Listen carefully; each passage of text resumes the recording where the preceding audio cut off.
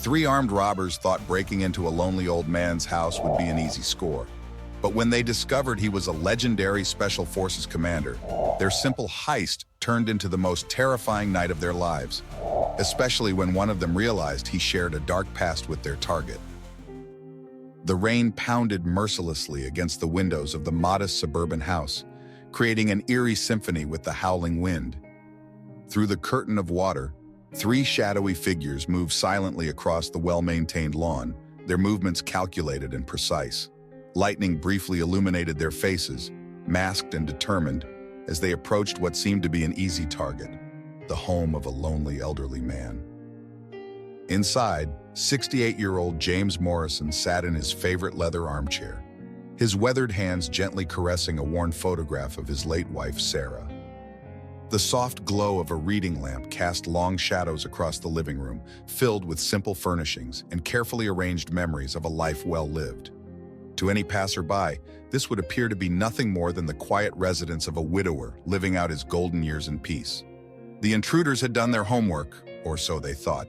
They'd watched the house for weeks, noting the predictable routine of its sole occupant: morning walks at 7 a.m., grocery shopping on Wednesdays, and lights out by 10 p.m. A simple old man, living alone, probably with a decent retirement fund stashed away. An easy mark. What they didn't know, what they couldn't have known, was that James Morrison was anything but ordinary. Behind those kind eyes and silver hair lay the sharp mind of a former Special Forces commander, a man who had led some of the most dangerous covert operations across 3 continents. 25 years of military service had honed his instincts to razor sharpness, and retirement hadn't dulled them one bit. Since Sarah's passing 2 years ago, James had maintained a deliberately low profile, finding solace in the quiet routine of civilian life. But he never forgot his training. His home, though appearing unremarkable, was a carefully crafted fortress. Every entry point was monitored, every room strategically arranged. He kept his skills sharp through daily exercises and maintained contingency plans for any scenario, a habit that had saved his life more times than he cared to remember. As the first lockpick scratched against his back door, James's ears perked up. The sound was almost imperceptible beneath the storm, but to him it might as well have been a blaring alarm. His body tensed, muscle memory from countless operations kicking in automatically. A small smile played across his lips, the first real excitement he'd had in years. The intruders were about to learn a harsh lesson. Never judge a book by its cover, especially when that book contains decades of combat experience and tactical expertise. If this story impacts you, subscribe to Awakening of Emotion and share this video. The storm intensified outside, masking the sound of James quietly rising from his chair. The photograph of Sarah was carefully placed on the side table, her smile seeming to offer silent encouragement for what was about to unfold. The thunder cracked outside as James's mind flashed back to his first days in the Special Forces, 35 years ago. The rain's rhythm against the windows mirrored the sound of helicopter blades that had once carried him into countless missions. 1983, Fort Bragg. The punishing heat of North Carolina summer had beaten down on him as he crawled through mud during selection. While others broke down, James had pushed through, earning the nickname Silent Storm for his calm demeanor under pressure. His instructor's words still echoed in his mind. "Morrison, you've got something special. You don't just survive, you adapt." Images cascaded through his consciousness, rappelling down sheer cliff faces in the dead of night, learning to disarm opponents with lethal efficiency, mastering the art of turning everyday objects into weapons. The training had been brutal, but it had shaped him into something extraordinary. He remembered the pride in his father's eyes when he received his Special Forces tab, a moment that had set the trajectory for his entire career. Through the years, missions blurred together like watercolors, extracting hostages from a compound in South America, leading counter-terrorism operations in the Middle East, training elite units in techniques that weren't in any official manual. Each operation had added another layer to his expertise, another tool in his arsenal. But it was the quiet missions that had taught him the most valuable lessons: the art of patience, the importance of observation, the ability to read a room and predict human behavior. These skills had saved his life more times than his combat training. Sarah had understood this part of him better than anyone. They'd met during his brief stint as a training instructor. She was a military psychologist who saw past his hardened exterior. "You're not just a warrior," she'd told him once. "You're a guardian." Her words had given his skills new meaning, transforming him from a weapon into a protector. Now, as he stood in the darkness of his living room, those decades of experience crystallized into sharp focus. His hands, though older, hadn't forgotten their training. His mind, though grieving, remained razor sharp. Every muscle memory, every tactical lesson, every survival instinct was still there, waiting to be called upon. James moved silently to his study, where behind a false panel lay a small cache of equipment. Nothing illegal, but tools that could be devastating in the right hands. His hands. He'd maintained his physical condition through daily routines that looked like simple exercises to his neighbors, but were actually modified combat drills. The sound of footsteps on his back porch brought him back to the present. His senses heightened, processing every detail. The number of distinct footfalls, the weight distribution suggesting weapons, the pattern of movement indicating professional training. A grim smile crossed his face. They had chosen the wrong house, the wrong night, and definitely the wrong target. James moved through his house like a ghost, his feet finding familiar paths in the darkness. Every corner, every piece of furniture, every creaky floorboard had been carefully memorized, not out of paranoia, but preparation. His home, though modest in appearance, was a masterpiece of tactical design. The living room opened to 3 possible exits, each with clear sight lines and multiple cover positions. The kitchen, with its granite island and stainless steel appliances, could become an impromptu fortress if needed. Even the seemingly random placement of his furniture served a purpose. The heavy oak coffee table could become a shield, the narrow hallway a perfect bottleneck. Through the rain-streaked windows, shadows moved across his garden. James noticed the deliberate way they avoided the motion sensor lights. These weren't amateur burglars. Their movement suggested military or law enforcement background, the kind of training that made them dangerous. 3 distinct figures, moving in a coordinated pattern. The house's security system remained silent. They'd managed to bypass it. Professional work. But James had anticipated this possibility. Behind the visible security panel was a secondary system, still quietly recording and transmitting everything to a secure server. Knowledge was power, and evidence could be just as valuable as ammunition. He paused by the thermostat, adjusting it slightly. The old heating system would create background noise, masking his movements while amplifying theirs. The metal vents would carry sound throughout the house, giving him crucial audio intelligence about their positions. In the kitchen, James noticed the subtle reflection of movement in his chrome kettle. They were testing the back door now, using professional tools to defeat the lock.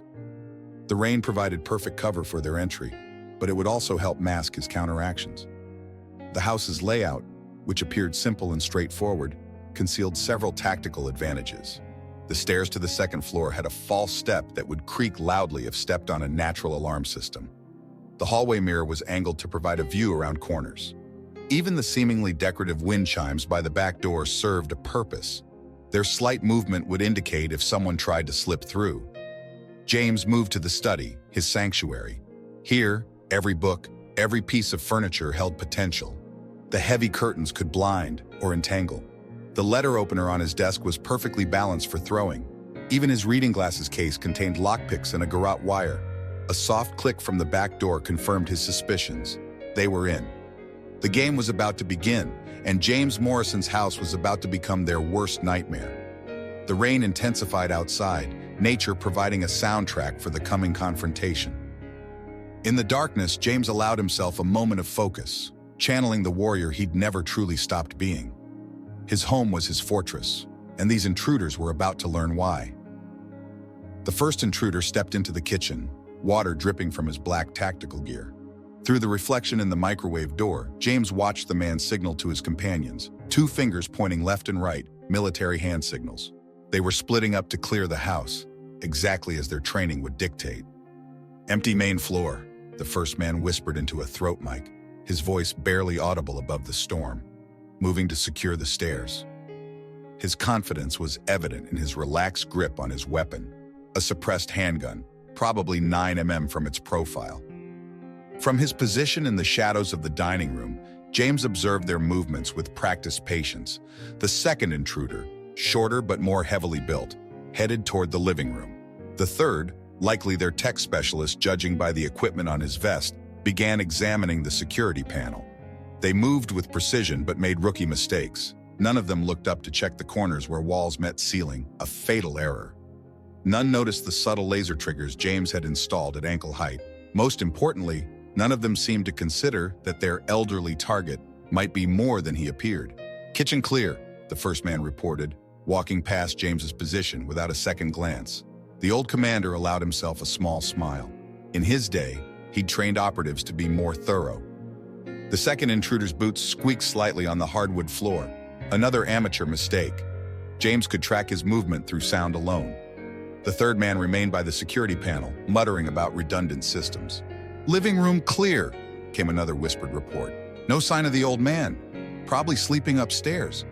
James watched them relax slightly, their guards dropping as they believed they had control of the situation. Their weapons lowered fractionally. Their movements became less cautious. They were falling into the most dangerous trap of all, overconfidence. The storm masked the sound of James's slow, deliberate breathing as he prepared himself. These men had training, yes, but they lacked experience. They hadn't learned the most crucial lesson of combat: never underestimate your opponent. Through the darkness, James could see them beginning to focus on their original objective: searching for valuables. The first man approached the stairs, while the others started examining drawers and cabinets. They thought they were hunters, but in reality, they were prey. And they had just walked into the lair of a predator far more dangerous than they could imagine. Lightning flashed outside, briefly illuminating the house. In that split second, James made his decision. It was time to remind these intruders why Special Forces veterans were never truly retired. With calculated precision, James reached up to the dimmer switch near him, gradually lowering the few remaining lights to create deeper shadows. The intruders wouldn't notice the subtle change. Human eyes adjust slowly to decreasing light levels. It was a psychological tactic he'd learned in urban warfare training. Control the environment, control the engagement. Moving like smoke, he slipped behind the kitchen counter. His fingers found the main circuit breaker hidden beneath the sink, a modification he'd installed himself. One by one, he disabled specific outlets, creating dead zones in his home's power grid. The tech specialist's equipment would start losing power, but they'd assume it was just battery drain. "Check this out," the second intruder whispered, picking up a military service photo of James. "Looks like Grandpa was in the army." The dismissive tone made James's lips twitch. Let them underestimate him. It would make this easier. The storm outside provided perfect cover as James began implementing his strategy. He'd placed several small devices throughout the house, nothing lethal, but highly effective. A subtle hiss from the ventilation system released a harmless but disorienting mixture of scents, lavender and mint, proven to affect spatial awareness and concentration. "Something feels off," the tech specialist muttered, checking his equipment. "Getting weird readings in here." James silently moved to the study, where he activated a low-frequency sound emitter. The barely audible hum would gradually increase their anxiety without them knowing why. Combined with the scents and diminishing light, it would create a perfect storm of psychological warfare. The first intruder reached the top of the stairs, his confidence visibly wavering. The house seemed different somehow, more threatening. Shadows appeared to move in his peripheral vision, a trick caused by James's carefully placed mirrors and the storm's lightning. "Status check," the leader demanded through his comm, his voice betraying a hint of uncertainty. "Ground floor secure," the second man reported, though he kept glancing over his shoulder. "Something's wrong with my gear," the tech specialist added. "Systems are glitching." James watched as his tactics took effect. The intruders' movements became more hesitant, their formation less cohesive. They were starting to feel it, the creeping sensation of being hunted rather than hunting. A carefully placed marble rolled down the upstairs hallway, the soft sound causing the first intruder to spin around, weapon raised. His breathing had become more rapid, his movements less controlled. The storm reached a crescendo outside, and in that moment, James knew it was time to move to the next phase. These men had brought the fight to his home, but he would dictate the terms of engagement. In the darkness, he allowed himself a moment of silent anticipation. The real game was about to begin. James withdrew his phone from a hidden compartment in the study wall, his fingers moving swiftly across the screen. He typed a brief coded message to Colonel Marcus Hayes, his former second-in-command and current head of local law enforcement Special Operations Division. Ghost protocol, 3 tangos. Home address, no sirens. The response came almost immediately. 15 minutes. Hold position. James knew better than to wait. 15 minutes was an eternity in combat situations, and these intruders were growing more agitated by the second. Besides, Marcus would understand. He'd never known James Morrison to stay passive when action was required. Through the house's hidden surveillance system, he watched the tech specialist growing increasingly frustrated with his malfunctioning equipment. "Something's interfering with our comms," the man hissed to his companions. "Signal's degrading." James sent one final text to Marcus. "Engaging. Cleanup crew on standby." He could almost see his old friend's resigned smile at reading those words. How many times had Hayes covered for him when he'd gone off script during missions? The memory of their last operation together flashed through his mind. Kazakhstan, 2005. Hayes had been there when James made the call to deviate from mission parameters to save a group of civilians. That decision had earned him both a reprimand and a commendation. "Getting weird feedback," the tech specialist whispered urgently. "Either this place is haunted or..." He stopped mid-sentence, and James could see the dawning realization on his face through the surveillance feed. They were finally starting to understand that something was very wrong.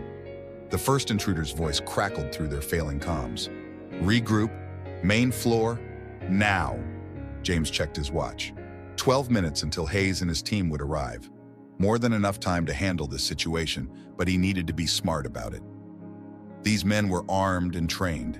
Desperate people made dangerous opponents. He could hear Marcus's voice in his head from their years of training together. Plan for the worst, hope for the best, and always have an exit strategy. James had already planned for every contingency, but having backup on the way provided an additional layer of security. The storm continued its assault outside, nature itself seeming to conspire with his plans. Through the cameras, he watched the intruders converging on the living room, their earlier confidence replaced by visible tension. Time to move. Hayes and his team would find whatever was left of this situation when they arrived. James allowed himself a grim smile as he prepared to implement the next phase of his plan. These intruders had chosen the wrong house, the wrong night, and definitely the wrong retired commander to target. In the shadows of his study, James began implementing his carefully orchestrated strategy. Years of experience had taught him that proper preparation prevented poor performance. He reached beneath his desk, retrieving a small tactical bag, nothing lethal, but filled with tools that would prove invaluable in the next few minutes. First, the basics. He applied a thin layer of graphite powder to his hands and face, reducing any skin reflection that might give away his position. From the bag, he retrieved several small devices he'd crafted himself, simple but effective tools that would turn his home into a tactical advantage. "Check the upstairs again," he heard the leader command through their failing communications. Perfect. They were about to split up again. James moved silently to the kitchen, where he activated the first of his preparations. A small canister, hidden in the ventilation system, would release a fine cornstarch powder into the air. In the beam of their flashlights, it would create disorienting patterns, making depth perception difficult. Next, he positioned several small mirrors at strategic points, not enough to be noticed, but sufficient to reflect any light source in confusing ways. An old psychological warfare trick he'd learned in advanced training. Disorient before engaging. In the living room, he adjusted several seemingly decorative items. The heavy curtain ties could become instant restraints. The antique letter opener on his desk, perfectly balanced for throwing, was slipped into his sleeve. Even the throw pillows on his couch had been strategically weighted for use as soft projectiles to distract and disorient. James checked his watch. 8 minutes until Hayes arrived. Time to set the final pieces in motion.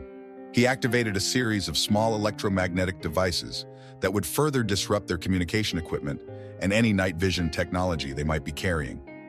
The house creaked ominously in the storm, and James used the sound to mask his movements as he positioned himself. Each room had been prepared with what he called panic points, strategic locations where he could quickly move to gain an advantage or take cover if needed. Through the surveillance system, he watched the intruders growing increasingly uncertain. Their formation was breaking down. their movements becoming jerky and unprofessional. Fear was setting in, the first step in dismantling their cohesion as a unit. James took a deep breath, centering himself. The plan was set. The house was prepared. Now it was time to become the hunter rather than the hunted. These men had brought violence into his home, and he would show them why that was a terrible mistake. In the darkness, he allowed himself one final moment of preparation. Sarah's voice echoed in his memory. "You're not just a warrior, you're a guardian." Tonight, he would be both. The tech specialist made the first mistake. Separated from his team, he ventured into the kitchen alone, his attention fixed on his malfunctioning equipment. James watched from behind the refrigerator as the man cursed under his breath, tapping frantically at his device's screen.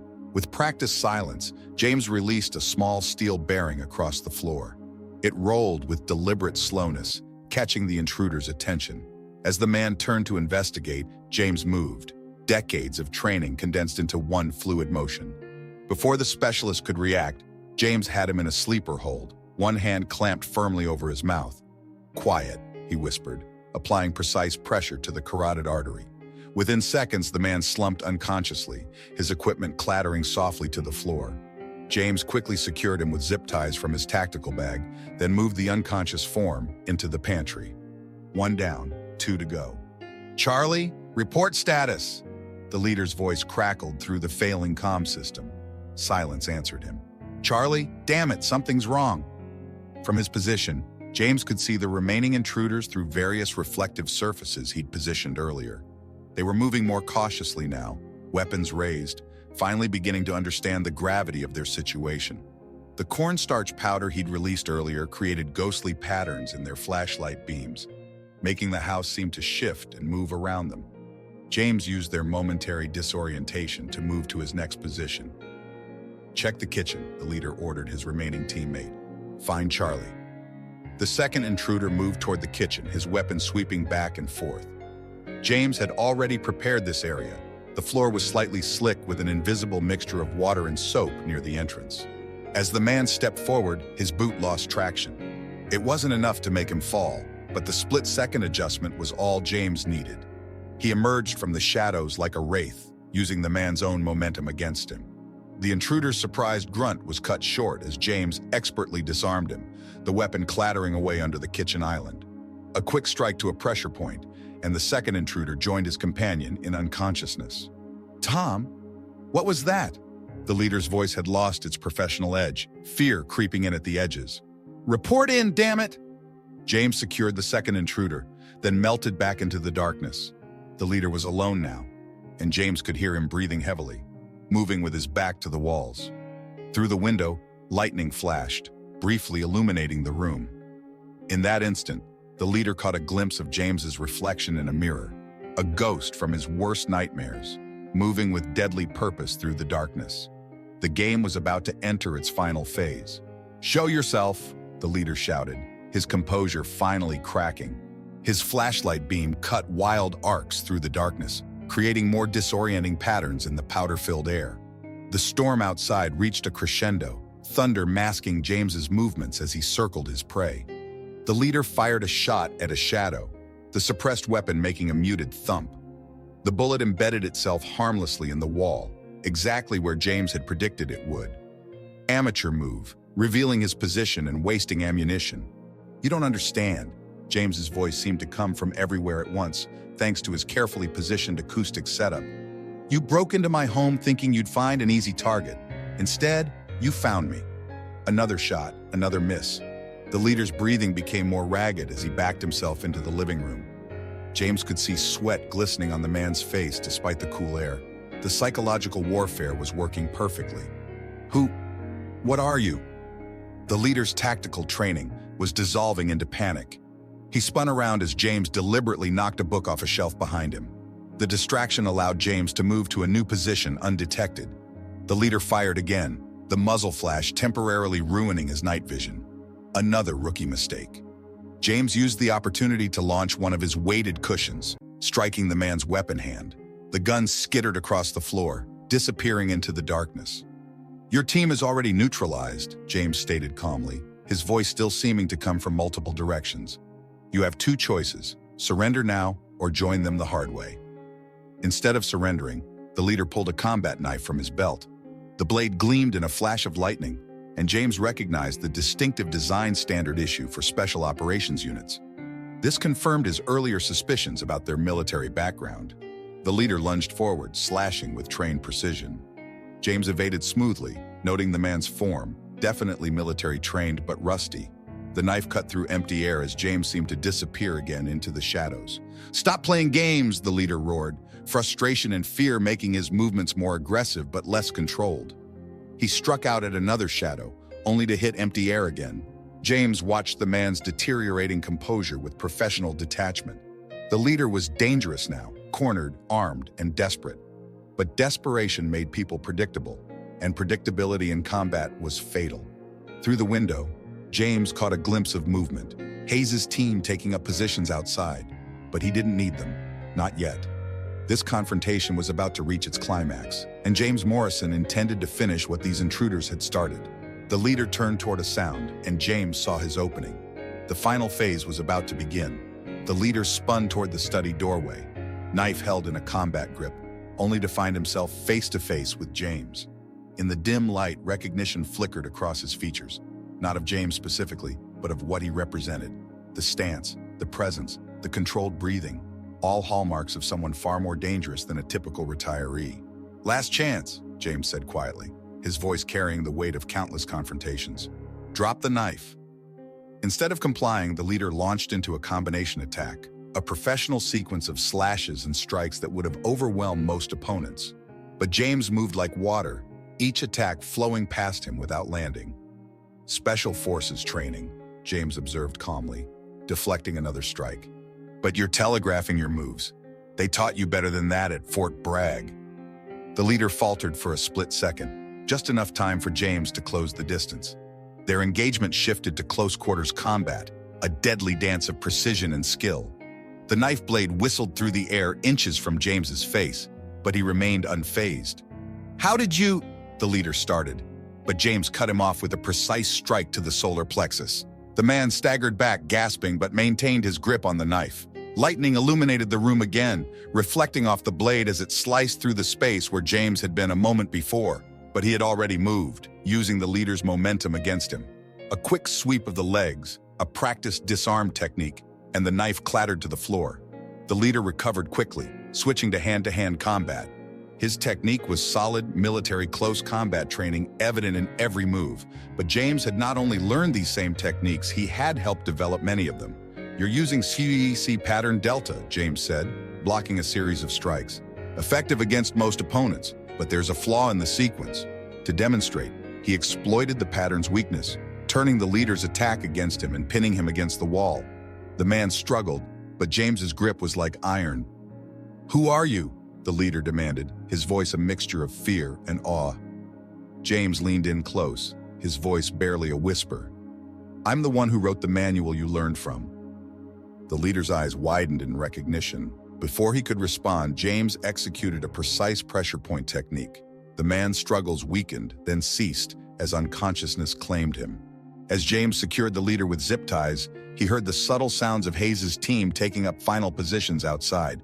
But the situation was already under control. The storm continued to rage outside, but inside, the conflict had reached its end. Or so he thought, until he got a better look at the leader's face in the next flash of lightning. What he saw made him pause, memories from decades ago suddenly rushing back. This wasn't over, not by a long shot. As James studied the unconscious man's face, the years seemed to peel away. Beneath the tactical gear and years of hard living, he recognized features he hadn't seen in over 2 decades. "Michael Reynolds," he whispered, the name bringing back a flood of memories that hit him like a physical force. Lightning flashed again, illuminating a small scar above the man's right eyebrow, a mark from a training accident in '99. James remembered that day clearly. Michael had pushed himself beyond exhaustion during an advanced combat exercise, refusing to quit even when his body was failing him. That determination had been what made him special, what had made James personally invest in his training. Michael had been one of his most promising students at Fort Bragg, a natural leader with unlimited potential, until that fateful day in Kosovo changed everything. James heard Hayes' team beginning their breach preparations outside, but he quickly keyed his phone. Hold position. Situation complicated. The message was brief, but he knew Hayes would understand. Some situations required more than just tactical resolution. They required humanity. Michael began to stir, his eyes focusing slowly in the dim light. Recognition dawned on his face, followed by a complex mix of emotions that played across his features. Shame, anger, betrayal, and something else. Something that looked almost like relief, as if a weight he'd carried for years might finally be lifted. "Commander Morrison," Michael said hoarsely, his voice carrying years of buried pain. "Should have known it was you. Nobody else could have taken us apart like that. Still teaching lessons after all these years?" "You're a long way from Special Forces, Reynolds," James replied, maintaining his position of control, but loosening his grip slightly. He could feel the tension in Michael's muscles. The years of anger and resentment coiled like a spring. "Last I heard, you disappeared after Kosovo. Some said you went private sector. Others said worse, much worse." Michael's laugh was bitter, cutting through the darkness like broken glass. "Kosovo, where everything went to hell." His eyes hardened, reflecting the lightning that still flickered outside. "Where you left us to die in that compound while you played politics with higher command. Is that what you believe happened?" James kept his voice steady, though the accusation stung deeper than any physical wound. "You never knew the whole story, Michael. There was more at play than you understood, more than any of you could have known at the time." "What I understood," Michael spat, his voice trembling with suppressed rage, "was that my team was surrounded, calling for support, and our commander, the man who taught us never to leave anyone behind, was nowhere to be found. 3 good men died that day. Thompson, Rodriguez, Carter. Their blood is on your hands." James released his hold completely, stepping back to give Michael space. His next words needed to land perfectly. "Check your left pocket," he said quietly. "The one you keep touching unconsciously when you're stressed. You still carry it, don't you, after all these years?" Michael's hand moved automatically to the pocket, surprise flickering across his face as he pulled out a worn photograph. It showed a younger version of himself standing with his team, James beside them, all smiling after a successful training exercise. The edges were frayed, but the image was clear, a moment frozen in time before everything went wrong. "I was there that day in Kosovo," James said, his voice heavy with memory, "but I was under direct orders to maintain radio silence. The compound was compromised. There was a mole feeding information to the enemy. If I had responded, if I had come in guns blazing like every fiber of my being wanted to, the entire operation would have been exposed. Dozens more would have died, and a 3-year deep cover operation would have been blown." Michael stared at the photograph, his hands trembling slightly. The anger in his eyes began to mix with uncertainty. "Why didn't you tell us afterward? We deserve to know." "Classified beyond your clearance at the time. By the time I could talk, you were gone." James moved to his desk, pulling out a thick file. "But I've kept track of you, Michael. Watched you spiral. Waited for a chance to set things right. Every contract you took, every line you crossed, I knew about it all. And I knew someday our paths would cross again." The storm outside seemed to quiet, as if nature itself was holding its breath. Through the window, James could see Hayes' team waiting patiently, trusting him to handle the situation. This moment was 20 years in the making. "It's not too late to make different choices," James said softly, extending his hand to his former student.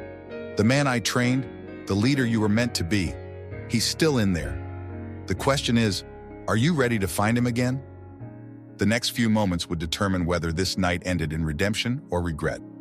2 decades of misunderstanding, pain, and betrayal hung in the balance, waiting to be resolved or to explode into final, irreversible violence. The tension in the room slowly dissolved as Michael's shoulders slumped, the fight draining from his body. He looked at James's extended hand, then back at the photograph he still held. "I've done things," he said quietly.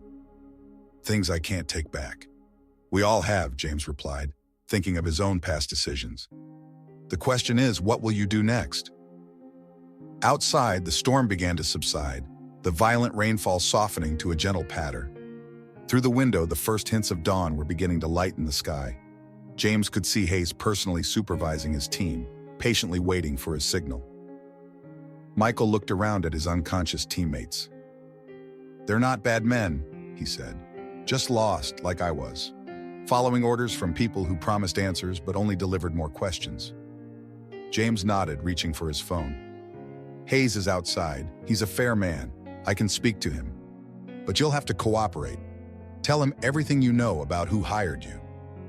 "Witness protection?" Michael asked, a glimmer of his old tactical mind showing through. "Better," James replied. "A chance to make things right.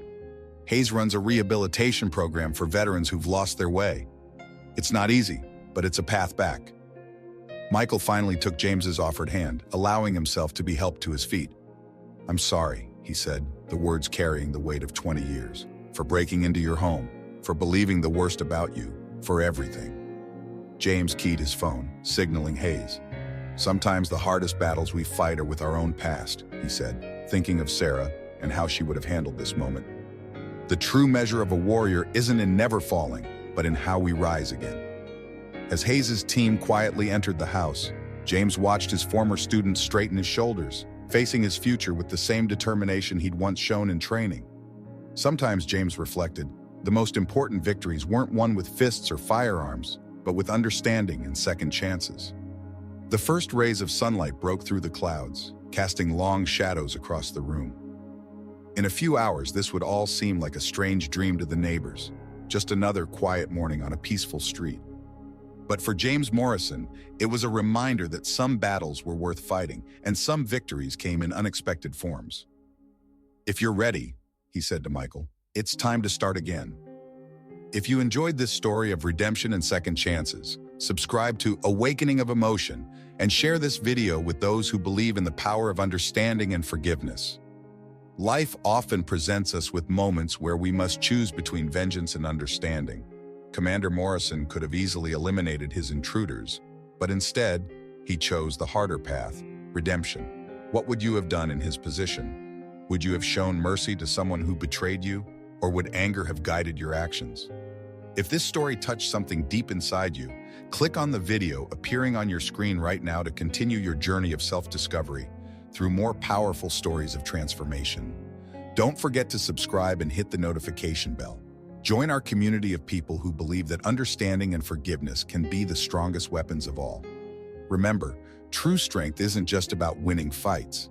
It's about knowing when to extend a helping hand to those who've lost their